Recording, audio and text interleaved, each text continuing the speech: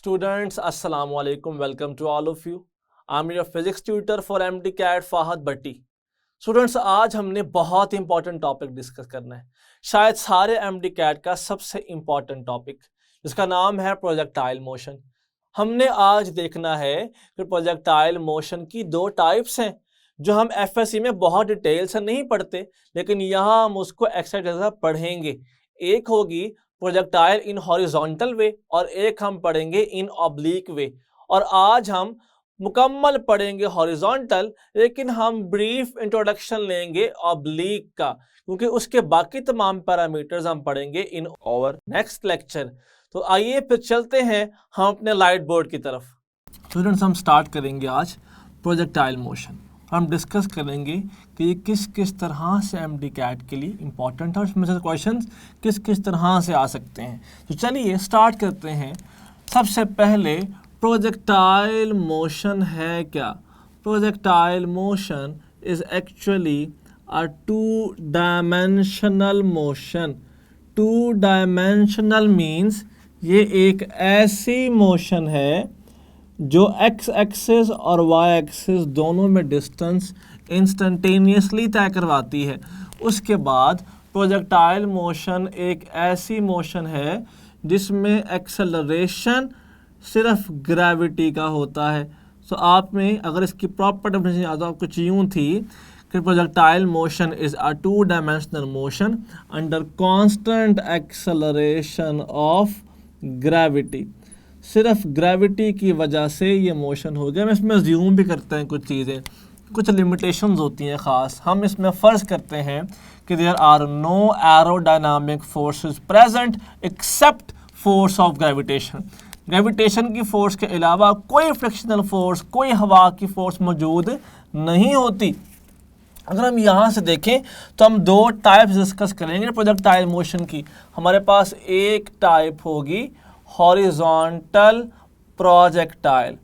First type is horizontal projectile. अब देखिएगा ज़रा, ये तो नाम बता रहा है horizontal means ये एक प्रोजेक्टाइल मोशन की ऐसी टाइप है जिसमें हम सिर्फ horizontal component of velocity देंगे। This is such type in which only Vx is given, only velocity in x axis is given। हम और कोई भी पुश बॉल को या किसी भी ऑब्जेक्ट को नहीं देते। जैसे कि फ़र्ज़ कीजिए दिस इज़ वन ऑब्जेक्ट, हमारे पास ये एक ऑब्जेक्ट है जिसका मास m है। अगर मैं इस ऑब्जेक्ट को यूं पुश दूं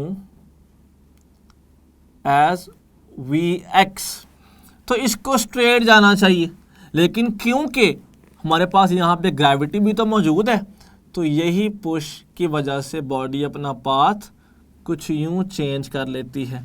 अब ज़रा नोट कीजिएगा, वहाँ से लेके यहाँ तक आने में बॉडी इस पाथ के डिफरेंट पॉइंट्स से गुजरी होगी, यहाँ से भी और यहाँ से भी।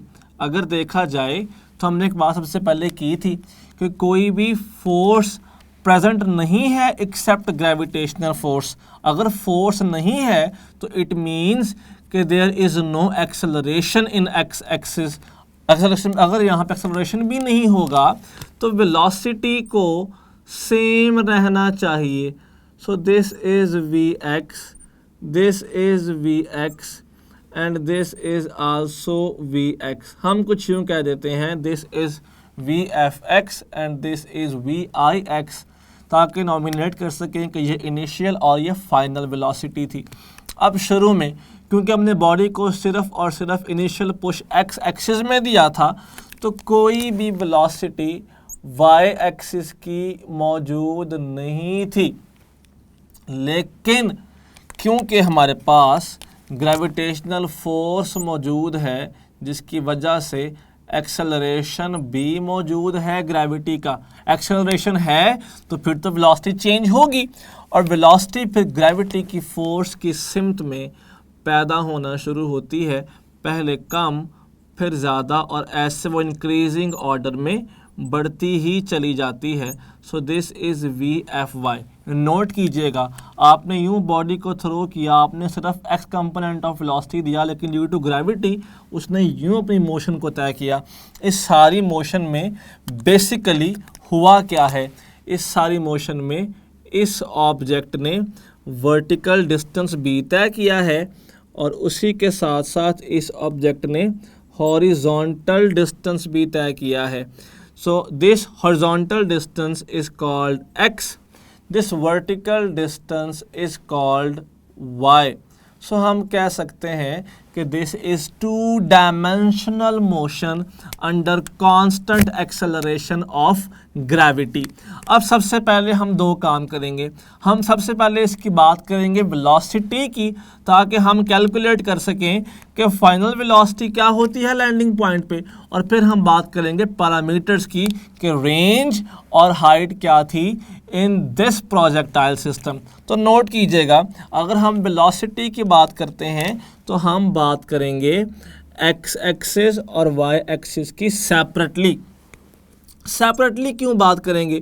क्योंकि हमने पढ़ा था ना कि equations of motion are only valid for one axis. तो ज़रा नोट कीजिएगा, एक्स एक्स हमने क्या पढ़ा कि actually the initial velocity given is equal to final velocity along x axis, और उसको हम सिंपल vx भी कह सकते हैं। अगर तो velocity कांस्टेंट रही, इसका मतलब है कि there is no change in velocity along x axis. If there is no change in velocity along x axis, it means acceleration along x axis is 0. और अगर एक्सेलरेशन अलॉन्ग एक्सिस 0 हुआ तो it means कि force along x axis भी 0 होगी। तो student क्या तो ये हमारी कंसिडरेशन नहीं थी? हमने पहले ही नहीं कह दिया था कि कोई भी फोर्स ग्रेविटी के अलावा एक्ट नहीं करेगी। इसका मतलब है कोई फोर्स एक्स एक्सिस पर नहीं थी, तभी एक्सेलरेशन भी नहीं था। एक्सेलरेशन नहीं था तो वेलोसिटी में चेंज ही नहीं आना था, तभी जो इनिशियल हमने वेलोसिटी एक्स एक्सिस पर दी वो ही कांस्टेंट रही एंड तक। अब बात करते हैं वाई एक्सिस के लिहाज से। हमने इनिशियली वाई एक्सिस के अलॉन्ग कोई वेलोसिटी प्रोवाइड नहीं की, लेकिन क्योंकि ग्रेविटी की फोर्स तो वाई एक्सिस के अलॉन्ग मौजूद थी, अगर ग्रेविटी की फोर्स मौजूद थी तो एक्सेलरेशन भी मौजूद था जो कि टू ग्रेविटी था, और फिर तो VFY भी होगा जो कि मौजूद है। अब VFY को हम दो तरह से निकाल सकते हैं। पहला वे तो ये है कि हम VFY को निकालें due to first equation of motion, जैसे कि हम कह सकते हैं VFY is equal to VIY plus AYT। मैंने कहा यही बात नहीं की थी आपसे कि equation of motion is only valid along one axis. तो हम कह सकते हैं ना कि VFY VIY क्या था 0 और AY क्या था G। So students VFY is equal to किसके आ जाता है? GT के आ जाता है। ये थी इसकी एक एक्सप्लेनेशन।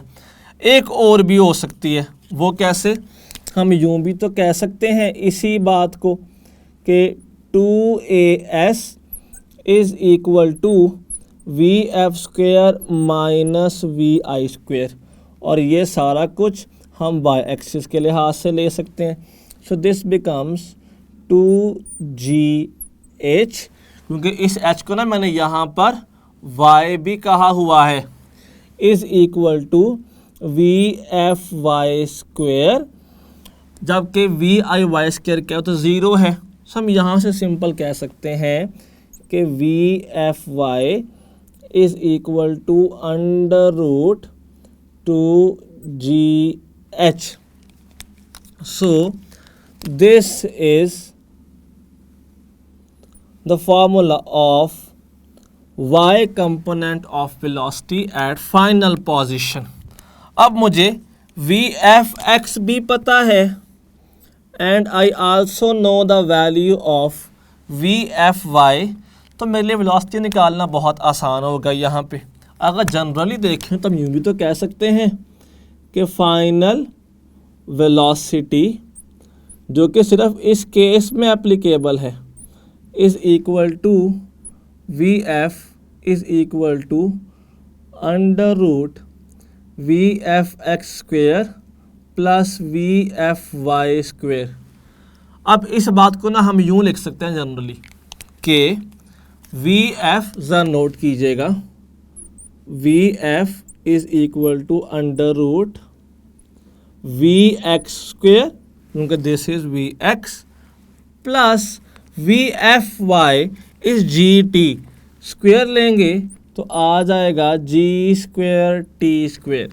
अच्छा, इसी बात को ना हम यूँ भी लिख सकते हैं कि V F is equal to under root V X square plus V F Y square is equal to 2gh plus 2gh।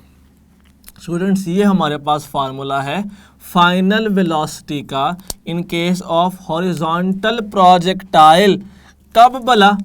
अगर हमें टाइम गिवन होगा तो हम इस वाले को इस्तेमाल करेंगे, और अगर हमें हाइट गिवन होगी तो we will automatically use this one. अब देखें, हमारे क्वेश्चन के डाटा पर डिपेंड करता है कि हमने फार्मूला कौन से वाला इस्तेमाल करना है। हमने यहाँ से कैलकुलेट कर ली final velocity of the object in horizontal projectile. हमने अब आगे मूव करना है फौरी कि देखें कि बाकी पैरामीटर्स किस तरह से हो सकते हैं। तो चलिए नोट करते हैं पैरामीटर्स हैं कौन कौन से। सबसे पहला पैरामीटर जो हमारा है that is range. In this case range क्या होती है?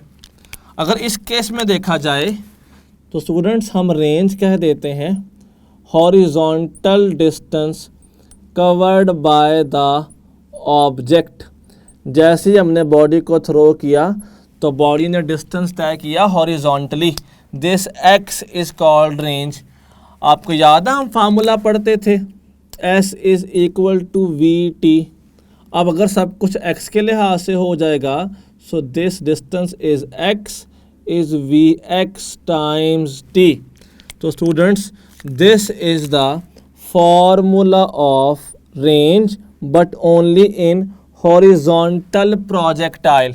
अच्छा, यहीं से ना हम दोबारा देखते हैं कि अब आगे अगर मुझे हाइट निकालनी पड़ती तो वो कैसे निकालता। What is height covered by this projectile?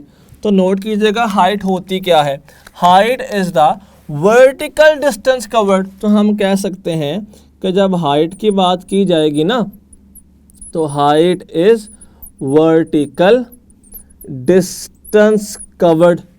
याद हम फार्मूला पढ़ते थे second equation of motion, S is equal to we I T plus 1/2 AT square, Y axis and Y axis. अब वी आई वाई तो ज़ीरो नहीं था, एस वाई क्या हो जाएगा? मैं इसको एच भी कह सकता हूँ, मैं इसको वाई भी कह सकता हूँ। Is equal to 1/2, this becomes G T square.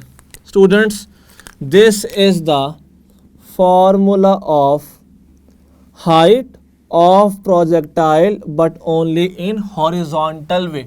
अच्छा, अगर हमसे ये पूछ लिया जाए कि जब मैंने बॉडी को थ्रो किया तो थ्रो करने से लेकर एंड पोजीशन तक पहुंचने तक कितना टाइम लगा है, तो वो तो हम यहाँ से नहीं निकाल लेंगे। वो कैसे भला? अगर यहीं से देखें तो टाइम आ जाता है 2 × g divide T square is equal to 2h/g। So अगर इसको फर्दर सॉल्व करेंगे तो t equals under root 2h/g। So students, this is the formula of time of flight in horizontal projectile. अच्छा, नोट कीजिएगा, यहाँ पर मैं एक शॉर्टकट दूंगा आपको, एक लिंक दूंगा रेंज और हाइट के दरमियान में, वो भी इस इक्वेशन में से। जैसे देखिएगा, मैं इसको ना यूँ भी लिख सकता हूँ कि x is equal to V X, time नहीं लिखूँगा, टाइम का फार्मूला पुट कर दूँगा under root 2h/g. Students, this is the relation between range and height of horizontal projectile. In case of horizontal projectile, this is the formula. अब यहाँ से जो MCQs पूछे जाएंगे ना वो बड़े सिंपल से होंगे. जैसे पहला MCQ हमसे ये जनरली पूछा जाता है कि if a helicopter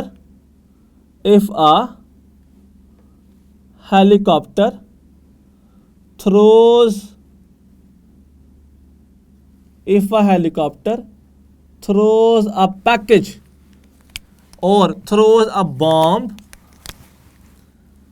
right at the top of enemy. If a helicopter drops a bomb right at the top of enemy but it misses the target, what is the reason? हमने बिल्कुल ऊपर packet को छोड़ा लेकिन फिर भी नहीं गिरा. इसकी क्या वजह हो सकती है? क्या इसकी reason horizontal component of velocity है? Is the reason horizontal component of velocity, या फिर is the reason vertical component of velocity? यहाँ पे रीजन क्या है? वर्टिकल कंपोनेंट ऑफ वेलोसिटी है. वर्टिकल कंपोनेंट ऑफ वेलोसिटी, या फिर the reason is acceleration due to gravity. Acceleration due to gravity.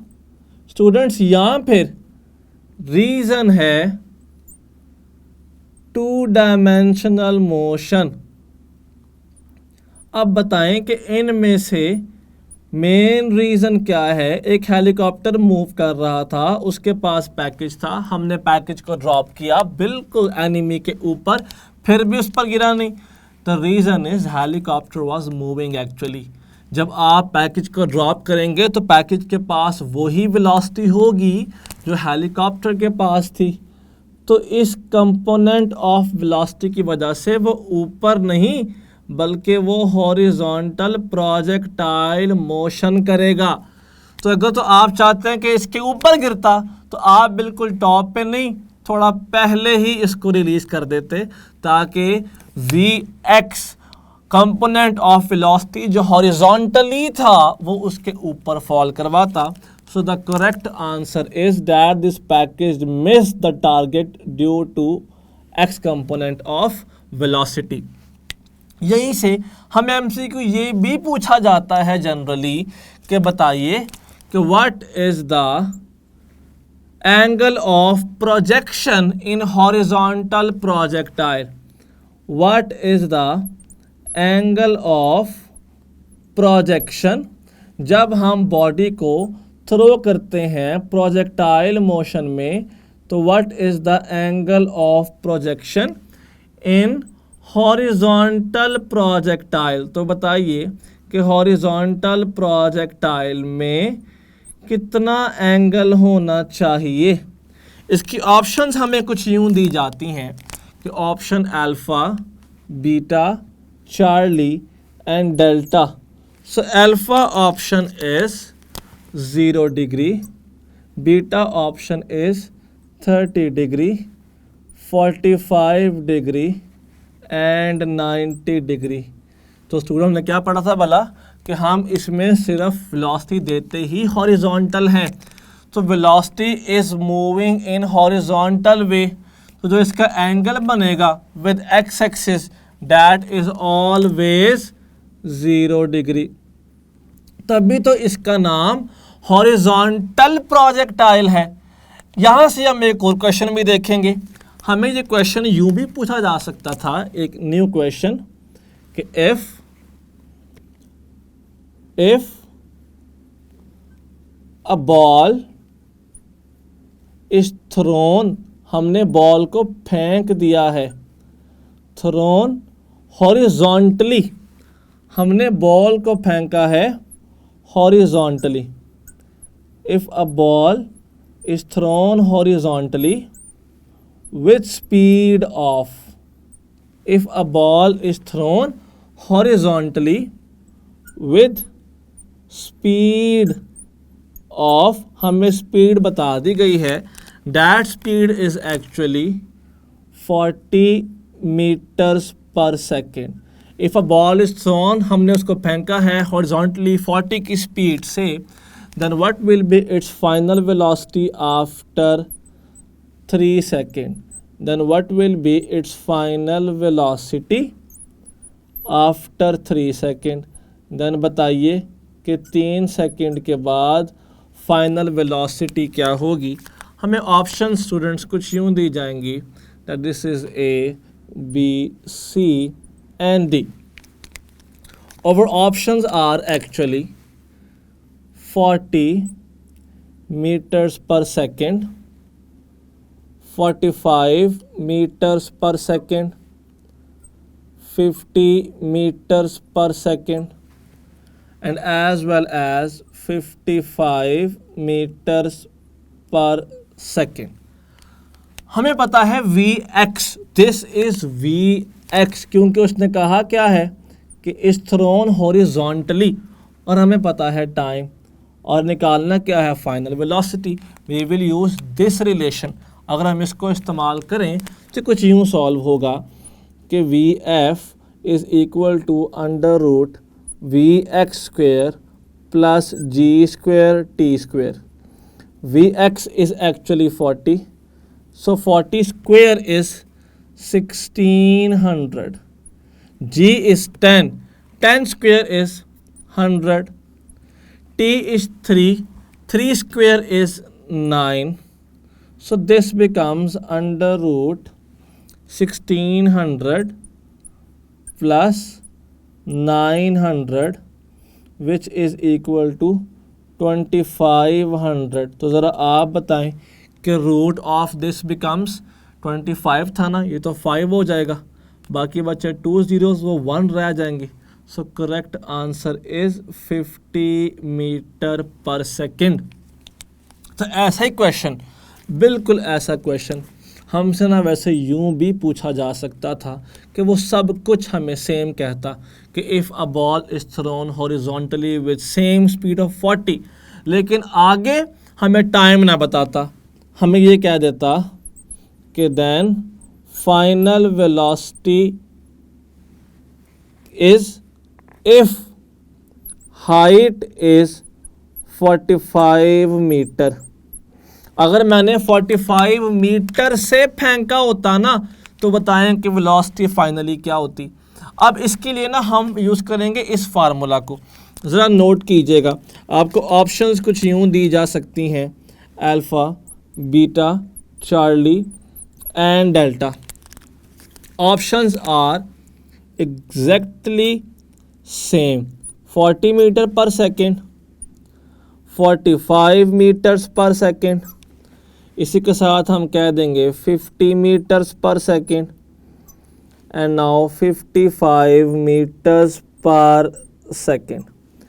अब आपको Vx के साथ साथ हाइट पता है, टाइम नहीं स्टूडेंट्स, तो हमने सॉल्व करने के लिए फार्मूला चेंज करना है। दिस वन यहाँ पर आ जाएगा Vf is equal to under root Vx square plus 2GH, this is equal to 40 square 1600 plus 2 into 10 into 45, क्योंकि अब हमें हाइट पता है।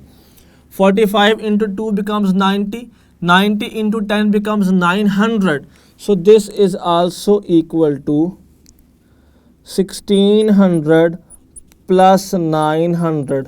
देखें ये तो बिल्कुल सेम ये वाला केस नहीं बन गया। सो इनका सम कितना आएगा 2500 और आंसर फिर क्या आ जाएगा 50।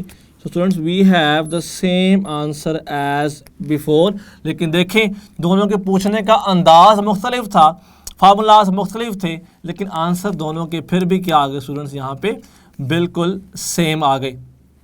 अगर हम यहाँ से देखें ना तो ये सारे MCQs हमने अभी किए हैं, these are only from horizontal projectile. अब अगर तो ऑब्लिक की बात करेंगे which is the next term, तो देखिए उसमें केसेस किस तरह से होंगे। अब हम करते हैं उसको स्टार्ट। स्टूडेंट्स अब हम बात करेंगे ऑब्लिक प्रोजेक्टाइल की। हमने यहाँ पे डिस्कस किया ऑल पैरामीटर्स और वेलोसिटी केसेस ऑफ हॉरिजॉन्टल। अब हम चलेंगे नेक्स्ट टाइप ऑफ प्रोजेक्टाइल की तरफ। Now that is oblique projectile. Oblique क्या होता है? याद है आपने एंगल्स पढ़े होते हैं मैथ्स के अंदर। If angle is less than 90 then that is called acute angle. 90 right angle, more than 90 obtuse angle. Acute का ही नाम है ऑब्लिक। तो हम कह सकते हैं कि if body is throne at such angle जो 0 से तो ज़्यादा हो लेकिन 90 से छोटा हो, तो हम उसको ऑब्लिक प्रोजेक्टाइल कहते हैं। स्टूडेंट्स ये ना कुछ इस तरह से बनेगा, ज़रा नोट कीजिएगा। This is over mass m, ये हमारा मैस आ गया। हमने इस मैस को वेलोसिटी देनी है, थ्रो करना है एक ख़ास एंगल पे। This is initial velocity which is on this angle. Now this angle is theta, this angle is theta. हमने ऐसे बॉडी को एक ख़ास एंगल पे थ्रो किया। थ्रो करने पर ये बॉडी कुछ यूँ मूव करेगी। पहले हमारी थ्रो की वजह से ये ऊपर जाएगी, देन ग्रेविटी इसको नीचे खींचेगी और फिर ये वापस आ जाएगी। अगर आप यहाँ से देखेंगे तो ये मैस यहाँ से मूव करना शुरू हुआ and it moved from this point to this one, और ये आ गई इसी मैस की final position. So this is the mass final position.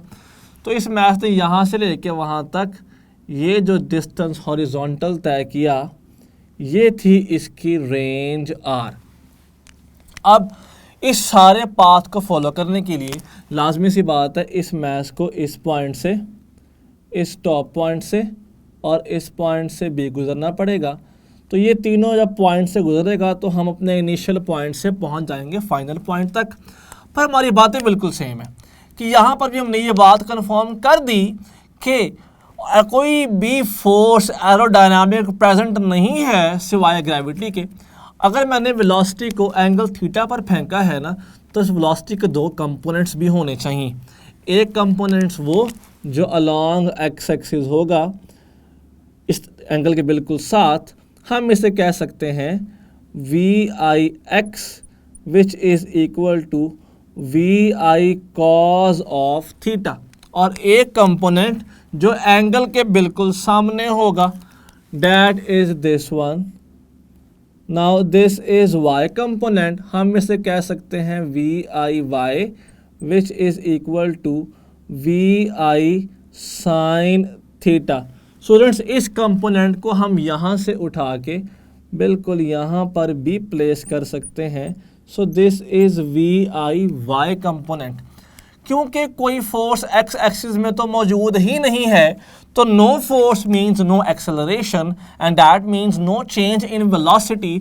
So X component will remain same. तो नोट कीजिए मेरे पास जो एक्स कंपोनेंट इनिशियल पॉइंट पे था वही एक्स कंपोनेंट हमारे पास इस एंड तक भी कायम है, और यहाँ पर भी ये बिल्कुल सेम वे में ऐसे आगे जा रहा है। अब नोट कीजिएगा उसके बाद अगर तो y की बात करें तो ग्रेविटी वाला कहाँ पर मौजूद है?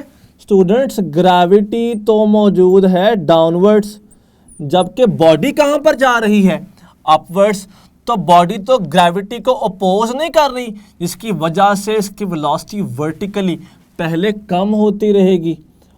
टॉप पे body will have no vertical velocity, और इसके बाद वर्टिकल वेलोसिटी इंक्रीज करती रहेगी, और ये फिर यहाँ पर बॉडी के पास होगी वी एफ वाई, और इस पॉइंट पर जो एक्स कंपोनेंट बॉडी के पास है that is V F x.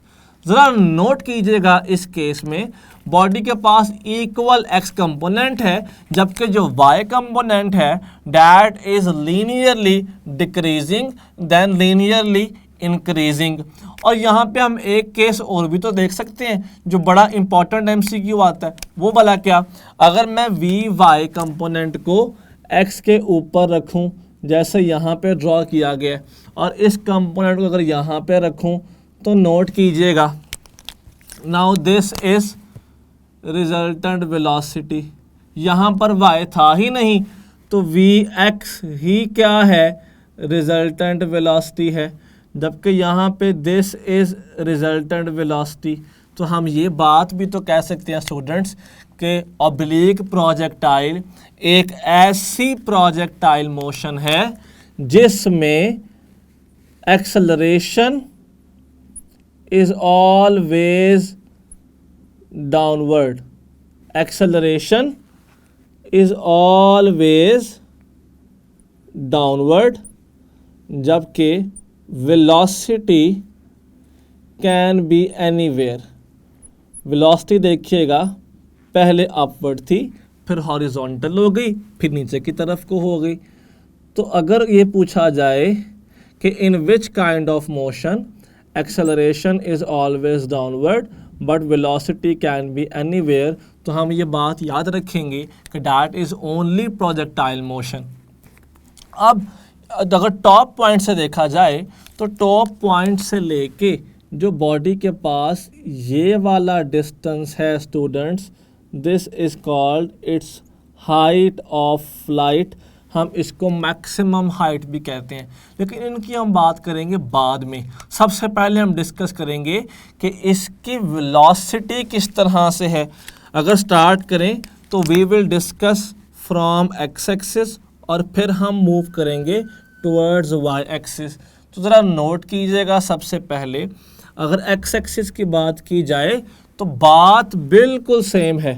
If we talk about x axis of velocity, तो जो वेलोसिटी इनिशियली हमने दी थी v i x that is equal to V F x, but now it is equal to we i cos of theta. क्योंकि velocity same है, क्योंकि velocity में change तो आ ही नहीं था रहा। चेंज क्यों नहीं था आ रहा, क्योंकि एक्चुअली एक्सेलरेशन एक्स एक्सिस में ज़ीरो था। एक्सेलरेशन क्यों ज़ीरो था, क्योंकि हमने अज्यूम किया था कि there is no force along x axis, क्योंकि फोर्स नहीं थी, एक्सेलरेशन भी नहीं था, तो वेलोसिटी जो हमने प्रोवाइड की वो ही पूरे पाथ में भी रही। अब इसके बाद अगर यहीं पर हम बात करते हैं वाई एक्सिस के लिहाज से स्टूडेंट्स, तो हम ये बात भी तो कह सकते हैं कि नाउ इनिशियल ज़ीरो नहीं है, नाउ इनिशियल कंपोनेंट जो वाई एक्सिस पर है that is v i sine theta. क्या कोई फोर्स मौजूद है, तो बिल्कुल मौजूद है। वाई एक्सिस में ग्रेविटी की फोर्स मौजूद है, एक्सेलरेशन भी है वाई में, तो बिल्कुल है। अगर फोर्स मौजूद है तो एक्सेलरेशन भी ग्रेविटी का है, लेकिन नेगेटिव साइन के साथ। क्यों नेगेटिव के साथ, क्यों?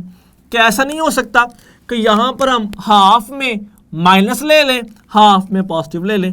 ऐसा क्यों भला? क्योंकि देखें हाफ में ग्रेविटी को अपोज कर रही थी ना, बाकी हाफ तो ग्रेविटी के साथ आ रही है। स्टूडेंट्स ऐसा नहीं हो सकता। हम एक मोशन में, किसी भी एक मोशन में एक्सेलरेशन को एक ही साइन असाइन करते हैं, और वो साइन भला कैसे साइन होता है? वो साइन असाइन होता है हमेशा रेफरेंस वेक्टर के लिहाज से, और वो क्या होता है जो हम इनिशियली प्रोवाइड करते हैं। अगर देखें इस पूरी मोशन में जब आपने बॉडी को थ्रो किया तो आपका रेफरेंस वेक्टर कहाँ पे था? अपर डायरेक्शन में। Reference vector is opposite to the gravity. क्योंकि हमारा इनिशियल वेक्टर ऑपोजिट था, इसलिए पूरे पाथ में साइन नेगेटिव आएगा। ऐसा नहीं है कि हाफ में नेगेटिव हाफ में पॉजिटिव कर देंगे, हम एक ही मोशन में एक ही साइन असाइन कर सकते हैं, तो माइनस जी आ जाएगा। अगर हम यहाँ से देखें तो फिर फाइनल क्या बनेगा, क्योंकि देखें ना वी एफ एक्स तो आप निकाल चुके हैं, अगर वी एफ वाई निकाल लेंगे तो there is so much easiness to calculate final velocity.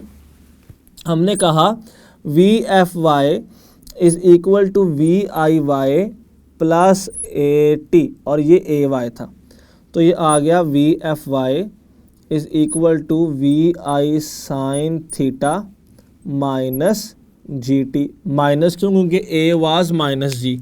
तो students now this is final y component of velocity. अब आपको वी एफ वाई और वी एफ एक्स पता है, तो we can easily calculate velocity now. कैसे कैलकुलेट होगी भला, वी एफ इक्वल होता है under root of v F x square plus V F Y square. Students अगर हम यहाँ पे इनकी वैल्यूज़ पुट करें तो आपको याद रखना है कि answer is v i square plus ji square T square minus two we i sine theta g t. Derive करना एम डी कैट में बेवकूफ़ी है, लेकिन फिर भी अगर आप चाहें कि मुझे पता तो हो किस तरह से आया है, तो वी एफ एक्स और एफ वाई की वैल्यू पुट करके देखें, आपको सेम आंसर गेन हो जाएगा। So this is final velocity of oblique projectile जब हमने बॉडी को थ्रो किया होगा। ज़रा नोट कीजिएगा, ज़रा देखें इसी केस में क्या हम एंगल ऑफ प्रोजेक्टाइल निकाल सकते हैं। What is the angle of projectile, अगर मुझे ये बताना पड़ जाए कि हमने कितने एंगल पे बॉडी को फेंका था तो वो कैसे पॉसिबल है। स्टूडेंट्स याद रखिएगा कि theta is equal to tangent inverse v I y by v i x. ज़रा नोट कीजिएगा, हम कहते हैं tangent theta is equal to perpendicular by base, this theta is equal to perpendicular by base, so v I y by v i x give us angle of projection, कि हमारे पास कितने angle पर body move कर रही है। Students हमारे पास ये आ गया इनिशियल एंगल का formula. This is your basic oblique projectile. अब इसमें ना हम कुछ बातें करना चाहेंगे, हमने वेलोसिटी भी निकाल ली, एंगल भी निकाल लिया, रेंज हाइट टाइम क्या है वो डिस्कस होगा हमारे नेक्स्ट लेक्चर में, लेकिन इसमें बताना चाहूँगा कि टॉप पॉइंट किस कदर इम्पॉर्टेंट है ऑब्लिक प्रोजेक्टाइल के अंदर, और यहाँ से हमें कैसे कैसे MCQs आते हैं, टॉप पॉइंट से MCQs कैसे आते हैं। जैसे नोट कीजिएगा, अगर तो मैं आपसे टॉप पॉइंट की बात करूं तो हर एक पॉइंट एक MCQ है। जैसे what is the angle between acceleration and velocity at top point, क्या होगा what is angle between acceleration and velocity at top point. ये MCQ आ सकता है, आपको वो ऑप्शंस दे देगा। Options can be 0 degree, options can be 30 degree, options can be 45 degree and options can be 90 degree. अब note कीजिएगा कि टॉप पॉइंट के ऊपर वेलोसिटी कैसे होती है, ऑलवेज हॉरिजॉन्टल। टॉप पॉइंट पर ही एक्सेलरेशन कैसे होता है, vertical. This is acceleration g, तो the angle between velocity and acceleration is 90 degree. So students याद रखें कि टॉप पॉइंट पे जो एंगल होता है वो 90 डिग्री होता है। कई बार हमें MCQ जो ये पूछा जा सकता है कि if an object is throne at 60 degree with initial velocity of 10 meter per second. If an object is thrown at 60 degree with initial velocity of 10 meter per second, then what will be its velocity at top point? Top पे जाके इसकी velocity क्या होनी चाहिए थी, हमने V F calculate करना है बेसिकली, और वो भी वी एफ एक्स टॉप पे। अच्छा, वी एफ एक्स मैंने क्यों कहा है भला? टॉप पे सिर्फ एक ही तो कंपोनेंट था और वो वी एक्स था। आपको यहाँ पे आंसर दे दिया जाएगा 10 मीटर पर सेकेंड या फिर 5 मीटर पर सेकेंड। आपको यहाँ पर ऑप्शन सी और डी भी दिए जा सकते हैं, जैसे कि 7 मीटर पर सेकेंड या फिर 8 metre per second. Student simple note कीजिएगा, हमने असल में टॉप पे सिर्फ वी एक्स कंपोनेंट निकालना है। V x is equal to we i cos of theta. V i is 10, cos 60 वाला कितना होता है 1/2। सो 10 इंटू 1/2, 10/2 बन गया ना। सो हाफ ऑफ 10 क्या होता है? Half of 10 is 5 metres per second. तो हमें इन से पता लगा कि टॉप पॉइंट बहुत इंपॉर्टेंट है एमसीक्यू के लिहाज से। तो स्टूडेंट्स आप ना कुछ पॉइंट्स याद रखेंगे कि टॉप पॉइंट पर सिर्फ और सिर्फ एक्स कंपोनेंट पाया जाता है। टॉप पॉइंट पे वेलोसिटी एक्सेलरेशन के साथ परपेंडिकुलर हो जाती है, हमें यह बात पता होनी चाहिए। टॉप पॉइंट पे मिनिमम वेलोसिटी होती है ऑब्जेक्ट की पूरे प्रोजेक्टाइल में। टॉप पे क्या होता है? सबसे कम वेलोसिटी होती है प्रोजेक्टाइल की। उसके बाद टॉप पॉइंट पे मिनिमम काइनेटिक एनर्जी और मैक्सिमम पोटेंशियल एनर्जी होती है टॉप पॉइंट के ऊपर। और इसी लिहाज से अगर हम देखें तो momentum is also minimum eight top point. अब हम डिस्कस करेंगे नेक्स्ट लेक्चर में फर्दर कि इनके पैरामीटर्स क्या हैं और टॉप पॉइंट पे हम पैरामीटर्स कैसे कैलकुलेट कर सकते हैं। हमारा ये आज का लेक्चर था ऑन प्रोजेक्टाइल की दो टाइप्स पे, एक हॉरिजॉन्टल कंप्लीट हमने सिर्फ डिस्कस किया, ब्रीफ हमने डिस्कशन की ऑब्लिक के ऊपर। इसके तमाम पैरामीटर डिस्कस होंगे लेक्चर नेक्स्ट में। स्टूडेंट्स हमने आज लेक्चर के दौरान देखा कि कितना इम्पॉर्टेंट था हॉरिजॉन्टल प्रोजेक्टाइल और उसमें से किस किस तरह के एमसीक्यू आ सकते हैं। अगर आप कभी गौर करें तो पता लगेगा कि चैप्टर 3 पार्ट 1 में आपके एंड वाले तमाम numericals most of them are from this topic. अगर आप एक्स्ट्रा तैयारी चाहते हैं तो बेहतर है कि आप उन न्यूमेरिकल्स को भी बगैर कैलकुलेटर के सॉल्व करके देखिए, और अगर आपका आंसर आता है तो वो इन्हीं फार्मूलाज के साथ आएगा। और हमने साथ डिस्कस किया कि ऑब्लिक बेसिकली होता क्या है, इसके तमाम पैरामीटर्स बाद में डिस्कस होंगे। उम्मीद है कि आपको सारा समझ आ गया होगा, लेकिन इन केस ऑफ एनी क्वेरी आप कमेंट सेक्शन में कमेंट कर सकते हैं। अपना ख्याल रखिएगा, शुक्रिया।